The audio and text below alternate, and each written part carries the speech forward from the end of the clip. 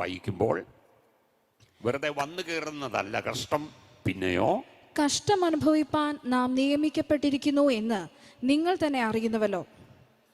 1 തെസ്സലോനിക്കർ 3:3 കഷ്ടം അനുഭവിപ്പാൻ നാം നിയമിക്കപ്പെട്ടിരിക്കുന്നു എന്ന് നിങ്ങൾ തന്നെ അറിയുന്നുവല്ലോ. കഷ്ടം അനുഭവിപ്പാൻ നാം നിയമിക്കപ്പെട്ടിരിക്കുന്നു എന്ന് നിങ്ങൾ തന്നെ അറിയുന്നുവല്ലോ. സ്തോത്രം.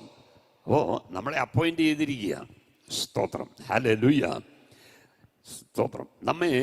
സ്തോത്രം. കഷ്ടമനുഭവം എന്ന് പറഞ്ഞാൽ കഷ്ടമുണ്ടാകും, പക്ഷേ അതൊരു വരമായി തന്നിരിക്കുക ദൈവം.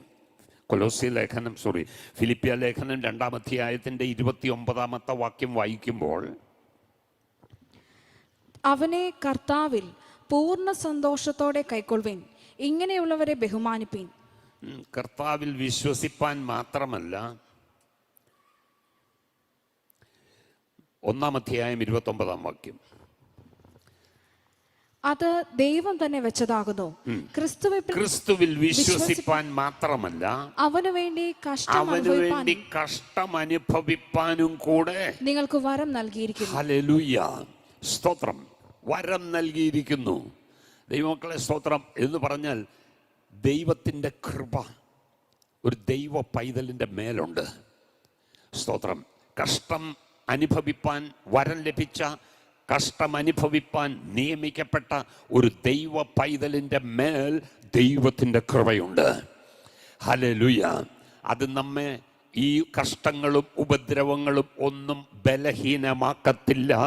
ഇത് ബലഹീനമാക്കുവാൻ നോക്കിയാലും ബലഹീനതയിൽ തികഞ്ഞു വരുന്ന ദൈവശക്തിയായി ദൈവകൃപ തൻ്റെ ഭക്തന്മാരുടെ മേൽ പകർന്നിരിക്കുന്ന ഒരു ദൈവമുണ്ട്.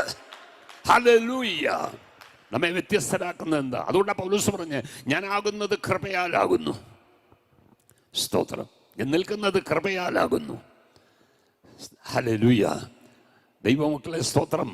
ഒരുപക്ഷെ നമ്മൾ പെർഫെക്റ്റ് ആയതുകൊണ്ടൊന്നും അല്ല കേട്ടോ.